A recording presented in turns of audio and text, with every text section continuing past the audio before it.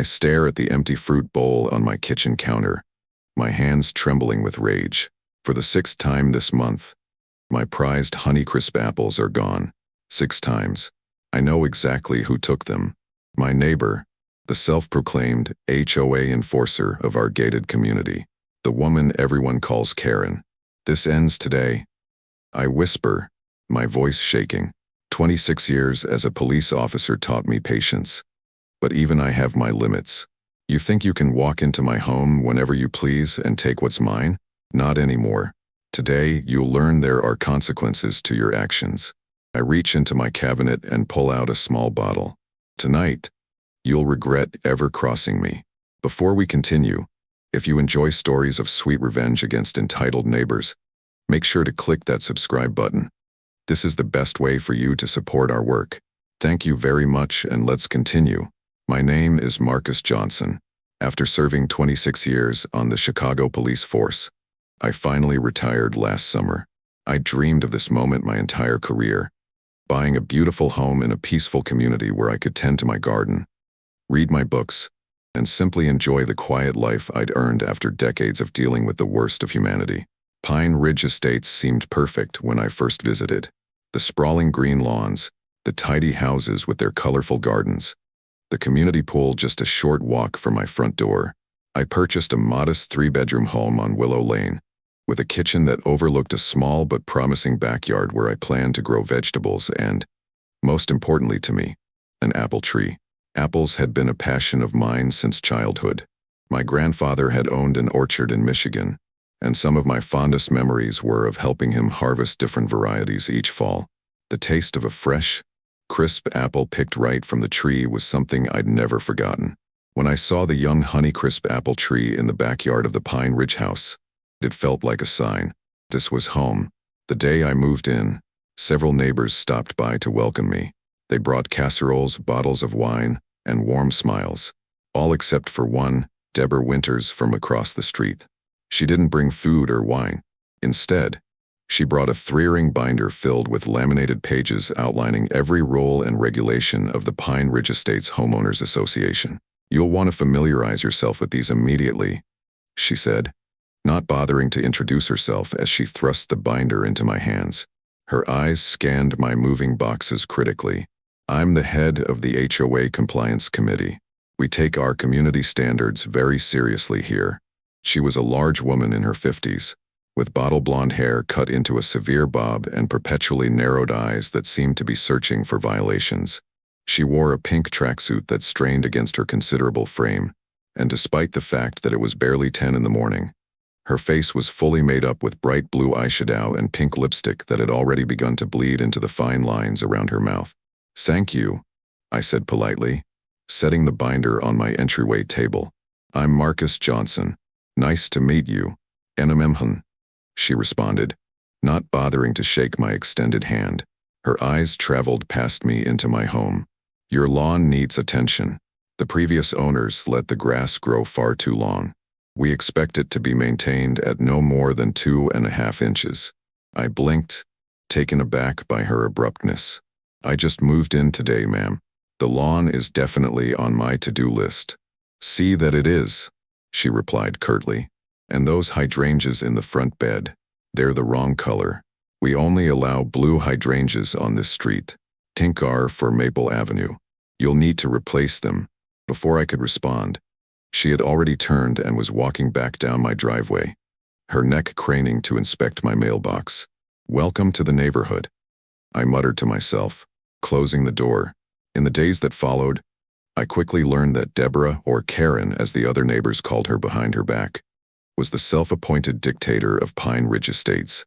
She spent her days patrolling the streets, clipboard in hand, documenting every real or perceived infraction of the HOA rules. Too many holiday lights, unapproved garden gnomes, trash cans left at the curb for more than 6 hours after collection. No violation was too small to escape her notice. I did my best to keep to myself and stay out of her way. I mowed my lawn religiously, painted my mailbox the approved shade of forest green, and even, against my better judgment, replaced the perfectly healthy pink hydrangeas with blue ones. I wanted peace, not conflict, And if that meant playing by the arbitrary rules of the HOA, so be it. For the first few months, our interactions were limited to her occasional comments about my garden beds needing more mulch or my garbage can being an inch too close to the street. Annoying but manageable. Then came the day she noticed my apple tree. I was in my backyard, carefully pruning some of the lower branches when her voice came over the fence. That tree isn't on the approved list. I turned to find her standing on a stepladder on her side of the fence, peering into my yard. "Excuse me?" I asked, lowering my pruning shears. "Your apple tree. It's not on the approved list of trees for Pine Ridge Estates." I took a deep breath. "Ms. Winters, this tree was here when I bought the house. The previous owners planted it 5 years ago." She sniffed dismissively. "They didn't have approval either. The rules clearly state that all trees must be from the approved list in Appendix C of the HOA guidelines." "And what's the issue with apple trees?" I asked, struggling to keep my tone neutral. "They attract pests. Bees, wasps, rotas. Not to mention the mess when the fruit falls. You'll need to remove it and plant something from the approved list. I recommend a Japanese maple. Much more appropriate."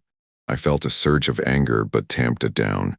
"I appreciate your concern, Ms. Winters, but this tree is staying. It's healthy. It's not causing any problems. And frankly, it was one of the reasons I bought this house." Her face hardened. "The HOA board will be hearing about this." "Feel free," I replied. "In the meantime, I'd appreciate it if you wouldn't spy on my backyard activities." She snorted indignantly before disappearing from view, the stepladder scraping against her side of the fence as she dragged it away. True to her word, I received a certified letter from the HOA 2 weeks later, demanding that I remove the apple tree within 30 days or face daily fines. I immediately called a meeting with the full board, bringing along documentation from an arborist confirming that the tree posed no health or safety risk to the community. I also brought neighborhood covenant documents showing that while new tree plantings required approval, existing trees were grandfathered in unless deemed hazardous. The board, relieved to have a reasonable basis to deny Karen's complaint, voted 4-1 in my favor. The lone dissenting vote, of course, was Karen herself, who stormed out of the meeting red-faced and furious. I thought that would be the end of it. I was wrong. A week later, I came home from grocery shopping to find my garden hose had been turned on full blast, flooding my vegetable beds. 2 days after that, someone had dumped an entire bag of chemical fertilizer on my front lawn, burning large patches of grass. And then my prized roses, carefully cultivated heritage varieties I'd brought from my previous home, were cut down to the ground in the middle of the night. I had no proof it was Karen, but the timing was too suspicious to ignore. Still, I'd been a cop long enough to know that accusations without evidence would get me nowhere. So I installed security cameras covering both my front and backyards, making sure they were small and discreet enough not to violate any HOA regulations about visible security equipment. For several weeks, nothing happened. My vegetables recovered. I resodded the burned patches of lawn, and the roses, resilient as they were, began to send up new shoots. The apple tree blossomed beautifully that spring, and by late summer, it was heavy with fruit. I tenderly cared for each apple, wrapping the best ones in little paper sleeves to protect them from insects and birds. I looked forward to harvesting them in early fall. But then, something strange began happening. Each morning when I went out to check on the tree, I'd notice that a few of the best apples, the ones I had carefully wrapped, were missing. At first, I assumed it was animals, perhaps squirrels or raccoons. But when I checked the security footage, I found nothing. The camera's view of the apple tree was partially obscured by a large shrub, and whoever or whatever was taking the apples was hidden from sight. I adjusted the camera angle and waited. The next morning, 2 more apples were gone. This time, the security footage showed a large figure slipping into my yard before dawn, carefully selecting the wrapped apples, and disappearing with them tucked into a large pocket. The figure was unmistakably Karen. I was livid but determined to handle this properly. I took the footage to the local police station, where I still had many friends, and filed a report for trespassing and theft. The officer was sympathetic but warned me that since the value of the stolen fruit was minimal, it would likely result in nothing more than a warning.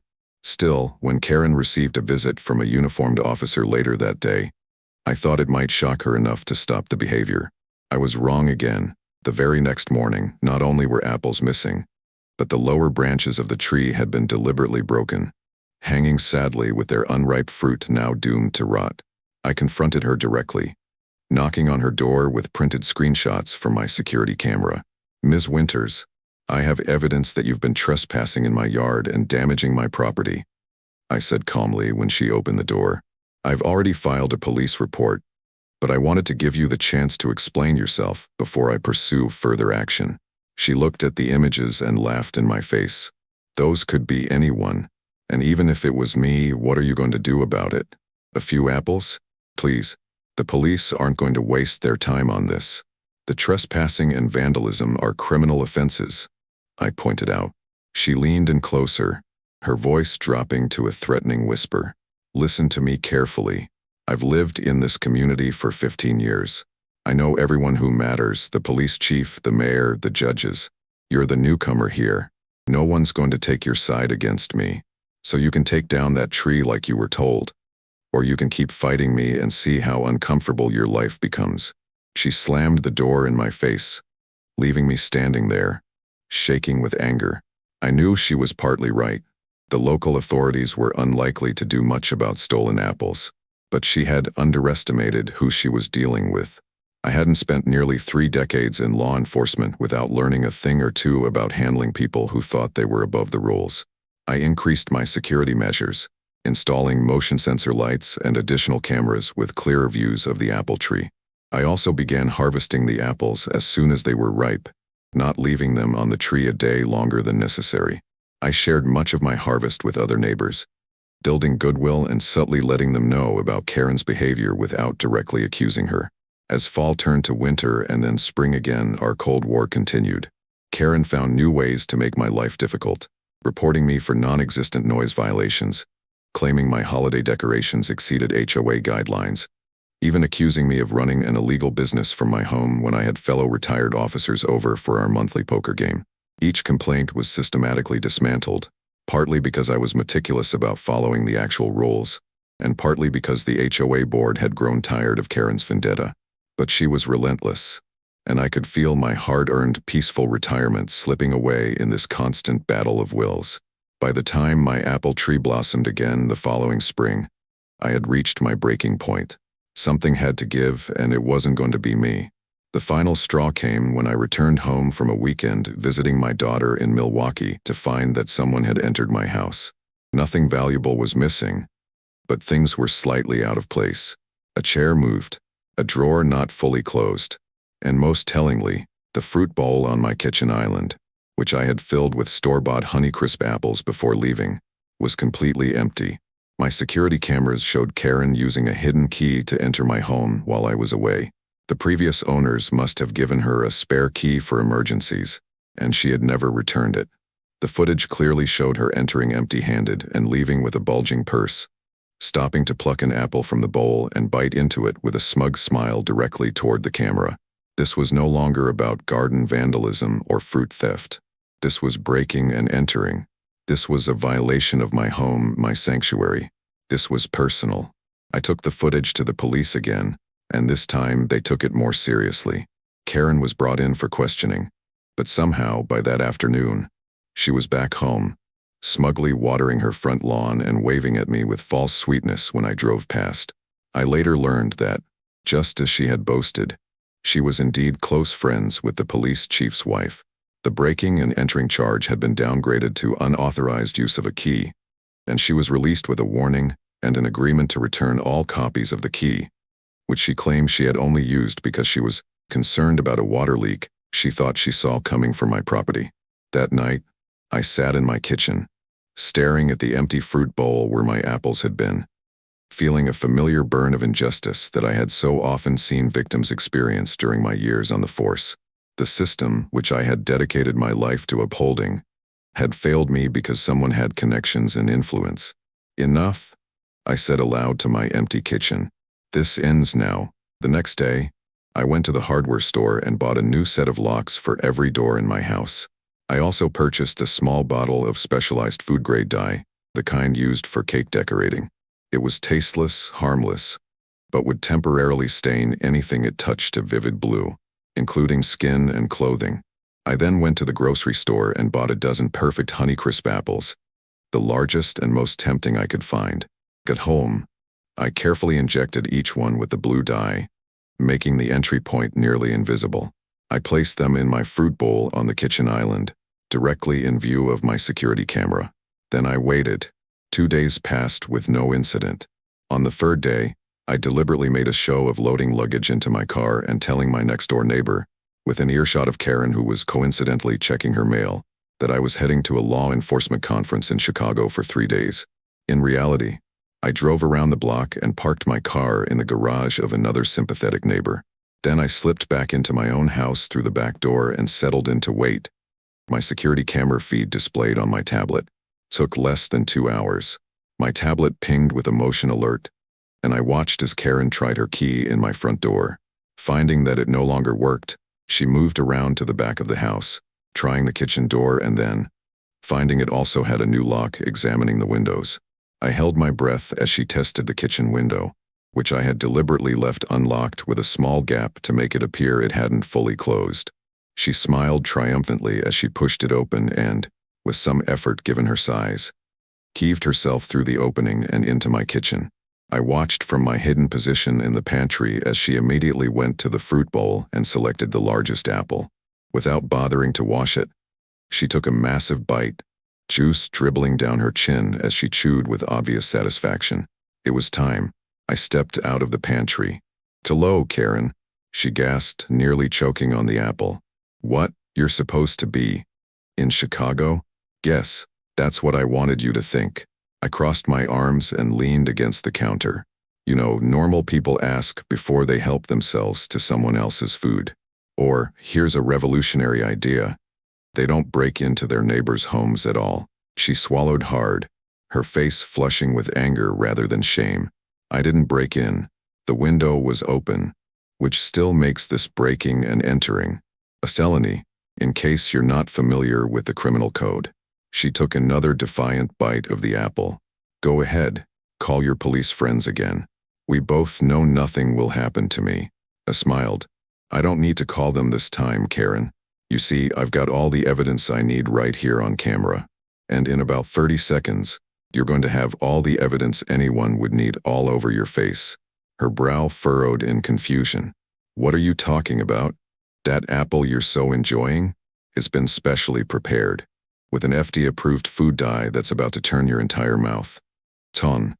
And, if you're not careful with that juice dripping down your chin, your clothes a lovely shade of blue.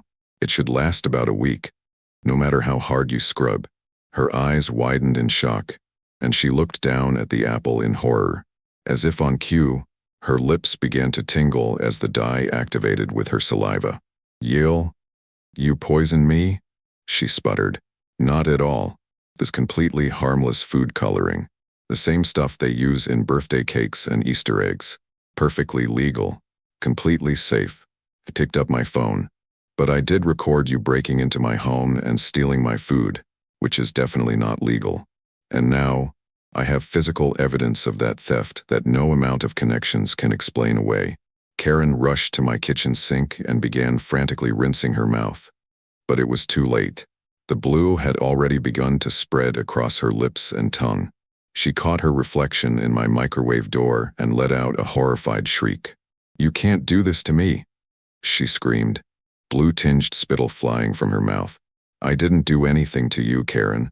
You did this to yourself when you broke into my home and stole my food. Actions have consequences. I'll sue you," she threatened, still spitting blue-tinged water into my sink. "For what? Putting food coloring in my own apples in my own home? Please go ahead. I'd love to explain to a judge why you were eating my food without permission after breaking in through my window."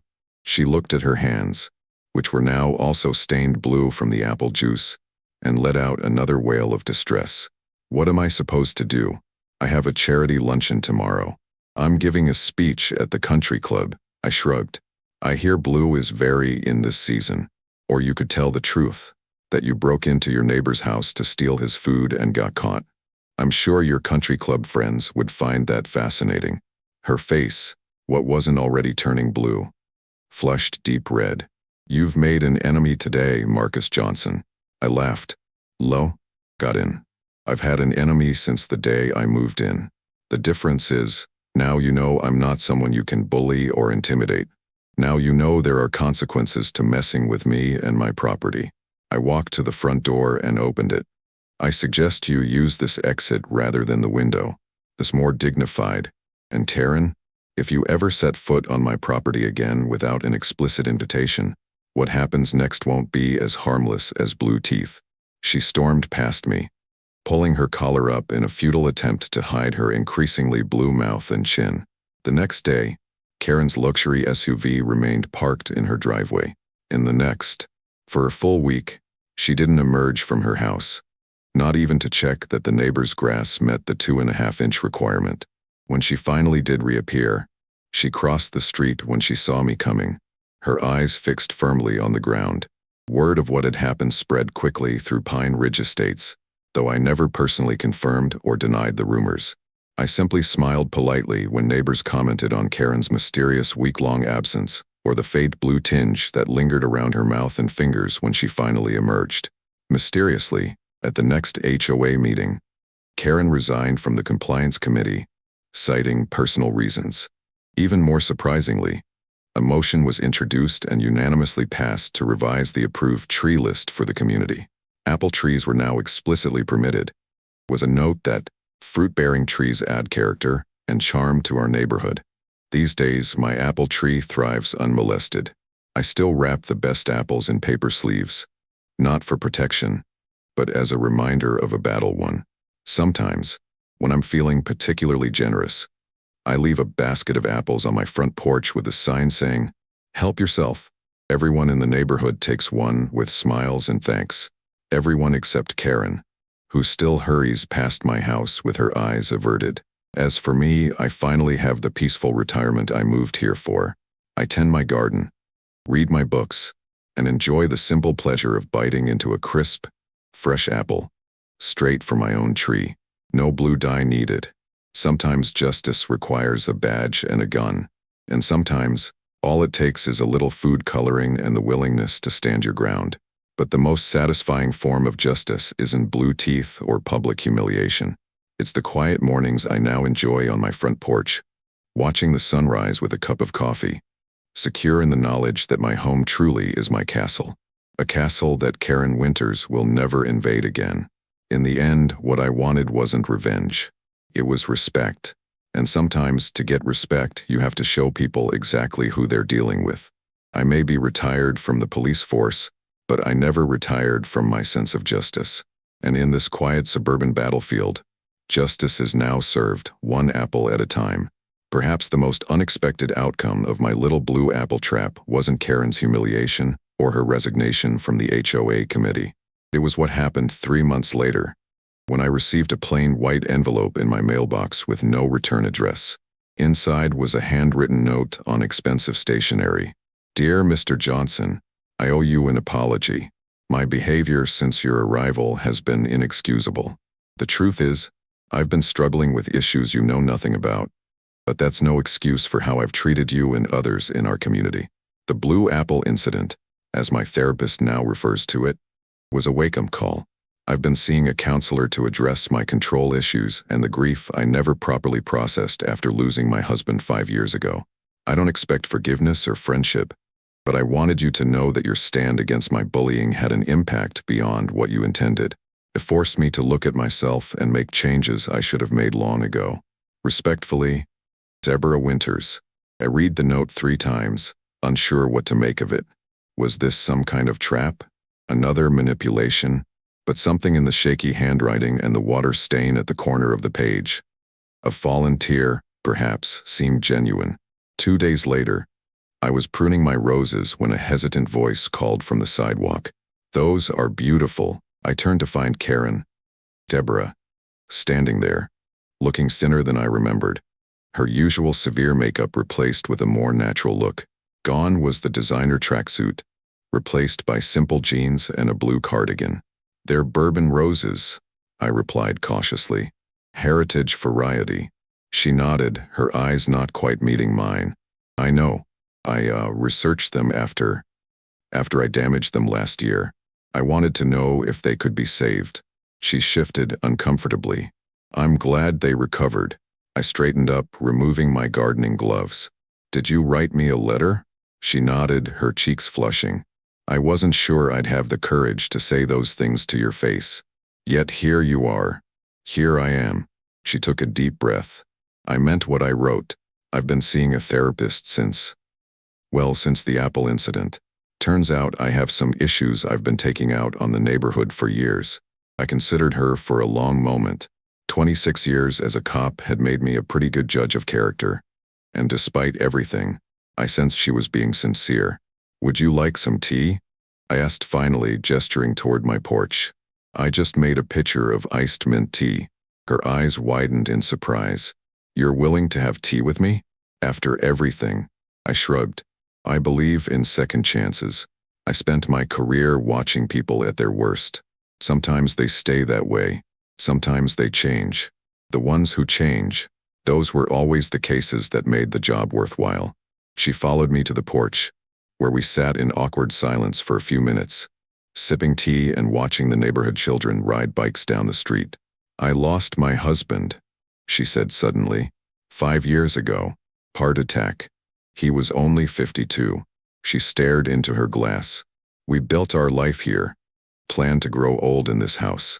When he was gone, I needed something to control. The HOA became my whole identity. If I couldn't control what happened in my life, at least I could control what happened in the neighborhood. I thought of all the times I dealt with grieving people during my career, how grief could twist itself into anger, into obsession, into 1,000 different destructive behaviors. I understand loss, I said quietly. My wife died of breast cancer 12 years ago. She never got to see me retire, never got to see this house or this garden I built for her. Deborah's eyes filled with tears. I'm sorry, both for your loss and for making your fresh start here so difficult. Cancer teaches you something, I continued. It shows you that so much of life is beyond our control. All we can really control is how we respond to what happens to us. She nodded, wiping her eyes. My therapist says something similar. She says I've been trying to create an illusion of control by micromanaging everyone else's lives. She gave a small, sad laugh. It took having a blue face to make me see how ridiculous I've become. Couldn't help but chuckle. How long did it take to fade completely?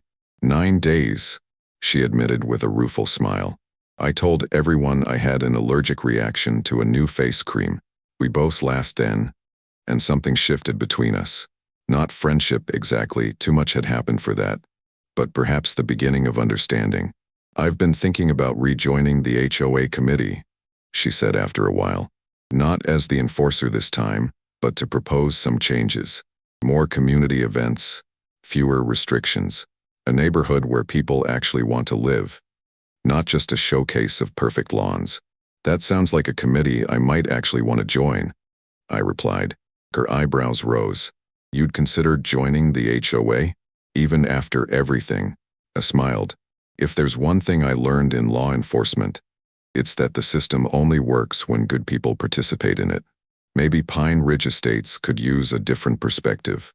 3 weeks later, we presented a joint proposal to the HOA board for a community garden on the unused land behind the clubhouse. Residents could grow vegetables, flowers, whatever they wanted, with a portion of the harvest donated to the local food bank. The board approved it unanimously, perhaps too stunned by our unexpected alliance to object. That summer, the Pine Ridge Community Garden flourished. Children learned where food comes from. Seniors shared gardening wisdom accumulated over decades, and neighbors who had barely spoken before found themselves working side by side, cans in the soil, creating something beautiful together. Deborah proved to be a remarkably talented organizer when her energies were channeled positively. She coordinated volunteers, arranged donations of tools and seeds, and even persuaded a local landscaper to install an irrigation system at cost. Her transformation from neighborhood tyrant to community builder was nothing short of remarkable. As for me, I found a purpose I hadn't expected in retirement. My experiences, both as a police officer and as a gardener, proved valuable in mediating the inevitable disputes that arose and in teaching newcomers how to nurture their seedlings. I started a special program for at-risk youth from the city, bringing them out to the suburbs to learn about gardening and offering them a peaceful alternative to the streets I'd patrolled for so many years. My apple tree continued to thrive, producing more fruit than I could possibly use. Now, rather than hoarding my harvest in fear, I shared it freely with neighbors, with the food bank, and yes, even with Deborah, who developed a particular fondness for my homemade apple butter. One crisp October morning, almost 2 years after our fateful confrontation, Deborah and I sat on my porch, enjoying apple cider made from my tree's harvest. The autumn sunlight filtered through the changing leaves, casting dappled shadows across the lawn. "I've been thinking," she said, cradling her mug between her hands, "about what you said that day, about actions having consequences." I nodded, remembering my words as she stood in my kitchen with blue dye spreading across her face. "You were right," she continued, "but I think I missed the bigger lesson at first. I was so focused on the negative consequence, the humiliation, the blue face, that I didn't see that consequences can be positive too. My actions now, the garden, the community building, they're creating positive ripples I never expected." I smiled, watching a cardinal land on my apple tree. That's the thing about justice. True justice isn't just about punishment. It's about restoration, making things right. She considered this, then raised her mug in a small toast. To making things right. I clinked my mug against hers. And to unexpected friendships. As I watched the steam rise from our cider in the cool autumn air, I thought about the strange path that had led us here. How my retirement had brought me not just the peace I sought, but something I hadn't known I was missing. A community, purpose, and yes, even a friendship born from conflict. The apple tree that had once been our battlefield now stood as a symbol of reconciliation. Its branches heavy with fruit, we both worked to harvest and share. Each apple a reminder that sometimes, the sweetest victories come not from defeating our enemies, but from transforming them into allies. They say you can't teach an old dog new tricks, but perhaps that's not true. Deborah had learned to channel her controlling nature into positive leadership, and I had learned that retirement didn't mean an end to making a difference, just a different way of serving. And as for that bottle of blue food dye, it still sits at the back of my kitchen cabinet, a reminder of a battle won, but more importantly, of a war that didn't need to be fought after all. Because sometimes, the most powerful weapon against hatred and conflict isn't more hatred and conflict. It's understanding. It's giving someone the chance to be better than they've been. I never told Deborah about the security camera footage I still had, documenting her breaking into my home and other trespasses. I never needed to use it against her. The evidence of her transformation was far more compelling than any evidence of her crimes. In law enforcement, we measure success by cases closed, criminals apprehended, justice served. But the true measure of justice isn't found in courtrooms or prison cells. It's found in communities healed, in people transformed, in the quiet peace of a neighborhood where once there was conflict. My grandfather, tending his Michigan apple orchard all those years ago, used to tell me that the measure of a good apple tree wasn't just the sweetness of its fruit, but how many people that fruit fed. I think the same is true of justice. Its true value isn't in the punishment it delivers, but in the healing it makes possible. So if you find yourself facing your own neighborhood Karen, remember my story. Stand your ground, protect what matters to you, but always leave room for the possibility of transformation. Because sometimes, the person who seems to be your worst enemy is just someone who's lost their way and forgotten how to be their best self. As sometimes, all it takes is a little blue dye to help them see the truth. My name is Marcus Johnson, retired Chicago Police Department, current apple grower and community garden coordinator. And this is the story of how I turned my neighborhood bully into an unlikely friend, one blue apple at a time.